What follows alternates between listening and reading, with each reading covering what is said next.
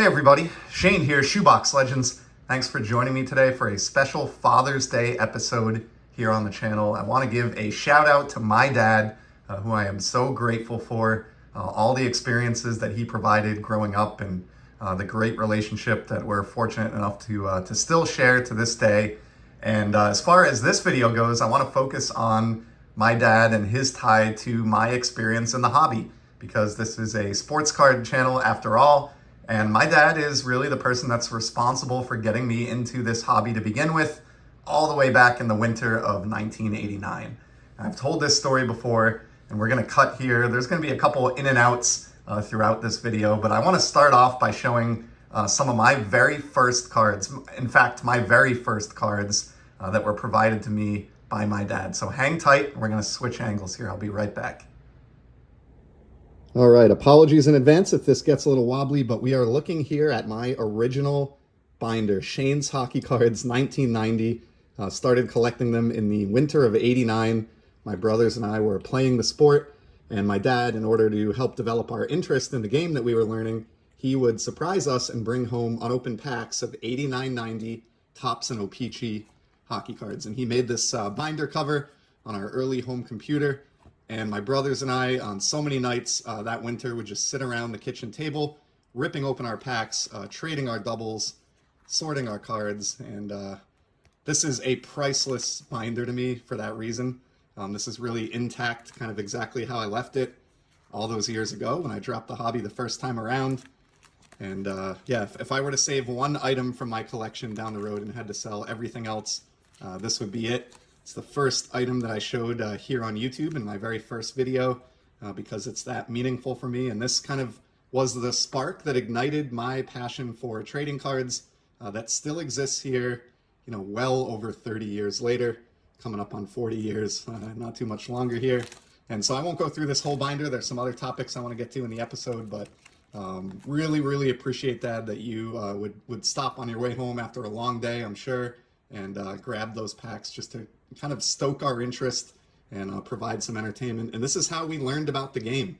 This was the pre-internet era, so the backs of these cards were the way that we learned about the game of hockey. So there you go, my first cards, and let's take it back now to cover some other content from my dad. After that initial hockey card binder that we just took a look at, there were certainly plenty of other examples that I could give from over the years of encouraging my interest in both sports and sports cards. And it continued on with the Hartford Whalers. We grew up in Connecticut. They were the local team, and being a hockey playing family, of course, we got into the Whalers. A couple times a year, we were able to go see games. My mom and dad would pile all of us kids into our minivan. We would drive all the way to downtown Hartford, about 45 minutes to an hour away, and go see the Whale in action. I still remember the theme song, Brass Bonanza, and the players spilling out onto the ice. And it was so cool to see the guys that I had been admiring on our local TV coverage in person, especially as a youth hockey player. And, you know, now as an adult, I recognize the sacrifice that my parents made, my dad and my mom, both financially and in terms of time commitment, to allow us to be youth hockey players and to take us to events like this. In addition to seeing a game or two every year, we were steadfast members of the Junior Whalers Club, which was a club for youth in the state of Connecticut. And you would sign up and you'd get a team set every year of Junior Whalers oversized cards like this Peter Sidorkiewicz here, always with a different sponsor. There'd be different events. I think you got discounted tickets. And then most importantly, there was Junior Whalers Day. My mom and dad would take my brothers and I there, and it was a chance to actually meet and greet the Hartford Whalers at the Hartford Civic Center. They would set up folding tables all down the hallways of the Civic Center, and you could roam around and meet your favorite personalities from the team, get autographs on your Junior Whalers cards, etc. So just always going that extra mile to keep us engaged as kids and keep us out of trouble and doing something that was teaching us good lessons. And it's, like I said, as an adult, not lost on me now, the sacrifice that both my parents made to involve us in all those activities. And trading cards were right there along with it. You know, we looked at that first album of hockey cards from the winter of '89, but shortly on the heels of that, in the spring of 1990, got into the baseball card hobby as well. It was only natural. I played Little League as well at the time. And obviously we were frequenting hobby shops. You know, one of my favorite memories of childhood and one of my favorite Saturday activities would be piling into the car with my dad and my two brothers, taking a ride to the local hobby shop, usually in Jewett City, Connecticut, picking out, 3 or 4 packs of baseball cards each, coming home, chewing the gum, ripping them open, learning about the players, similar to what we did with the hockey cards the winter prior. And I vividly recall opening these wax packs, with my grubby little 7 and 8 year old hands back in the early 90s. And they're what got me started in the baseball side of the hobby. And it's my favorite set to this day is 1990 Topps Baseball, just because it was the first for me. Also, we got enrolled, thanks to my dad, in the Stadium Club. My brothers and I, as you can see by my sweet keychain here, we were charter members of the Topps Stadium Club, which is awesome. Just another example of my dad kind of supporting us and going that extra mile, knowing we had an interest in trading cards and hearing about that club that was available from Topps, signing us up for that. We would get packs in the mail and cool things like that. And then, of course, we went to card shows too. And you may have noticed in the background this Gordie Howe signed puck. Well, I got to meet the legend himself, Gordie Howe, shake his hand, and get this puck autographed in my presence. And that experience was thanks to my mom and dad. There was a card show, and I actually have this. My dad gave me this years back, and I've held on to it. This is a promotional flyer from the very show that I'm speaking about here. This was held in Killingly, Connecticut on a Sunday in September back in the day. And present at the event was Mr. Hockey Gordie Howe. He was there for 2.5 hours, shaking hands and meeting his fans. 125 dealers at this show. And I remember walking the floor at that show. It was in a high school gymnasium.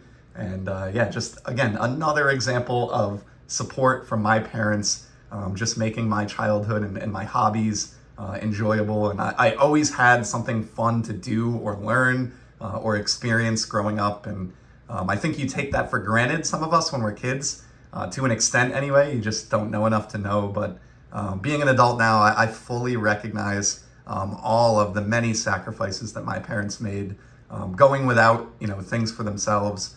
And even when things were tight money-wise, always making sure that we had these really great experiences. Obviously, the world of sports isn't everything, but given that this is a baseball card channel, kind of wanted to stay on topic today and just really convey my appreciation. And to this day, my dad, still leaves an impression on me and resonates in my hobby experience. I have cards of his that have been handed down to me, like this Phil Esposito.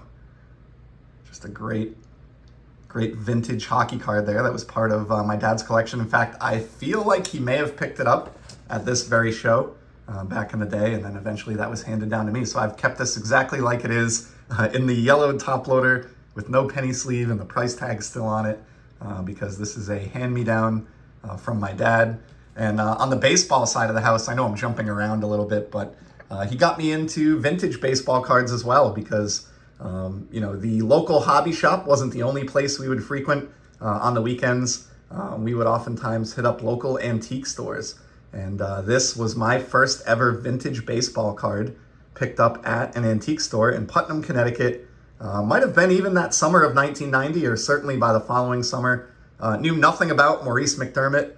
Just knew that I liked the Red Sox, and I was living in New England, and I had never seen anything this old.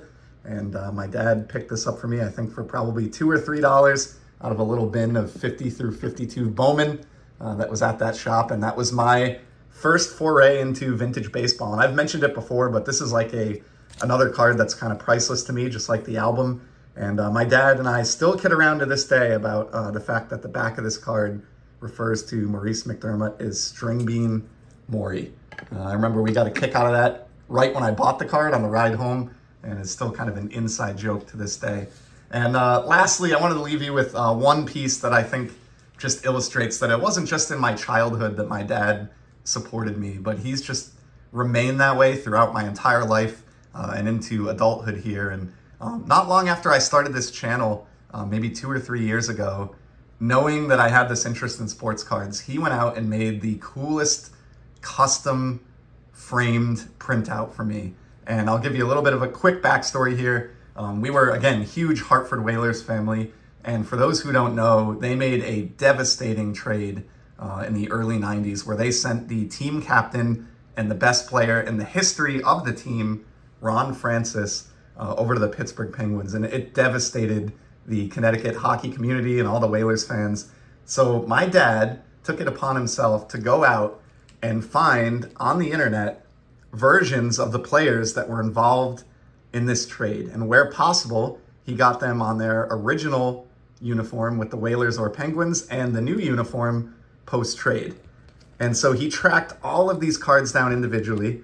One of them for each player is autographed where possible as well, if not both, which is insane. So here's some Ulf Samuelsson, who was involved with the trade alongside Francis, and then even the obscure Grant Jennings, and then in his new uniform with Pittsburgh. So he went out and bought before and after trade cards of everybody that was involved in that very memorable trade. Zarli Zalapsky, rest in peace.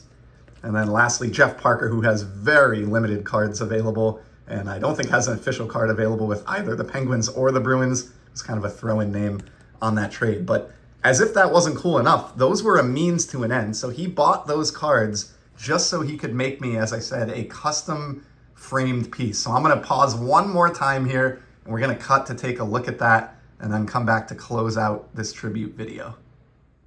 All right, so here is that custom piece, and apologies for any glare. We're down in my home office now, but this is the piece that he put together. You can see all of the cards up top that I mentioned and that we looked at a moment ago. So you have the team that the player was on prior up top, and then the new team that they ended up on after the trade along the bottom. So just expertly arranged. Those are high quality scans of all those cards. And then he's dated, the date of the trade, March 4th, 1991, devastating day for the Whalers. He's got some jerseys, appropriate jerseys along the bottom. And then he even wrote up, you can pause this if you want to read it. He wrote up a full summary that is of the trade that is personally based on me, or has a personal touch for me and our family. And the amount of effort that went into tracking down all those cards, thinking this out, printing this out, writing up a summary, framing it, and giving me this as a gift just to kind of support my hobby, and a great memory, even though it's a devastating trade, a memory that we share together. It's just, one of, again, so many examples I could give of how fortunate I am to have the dad that I do. So there's the custom piece, and let's just head back now to the normal filming location to close this out. All right, that's going to be a wrap on this tribute video. I could go on and on, but I think I've more than made my point and just shown a few examples of the many wonderful memories that I have. Dad, I love you so much. I really appreciate all you've done throughout my life to help support me. And to all fathers out there, I hope you have a great Father's Day. And as you know, I'll be back very, very soon with some more content. Till then, take care and keep enjoying the hobby, everybody. See ya.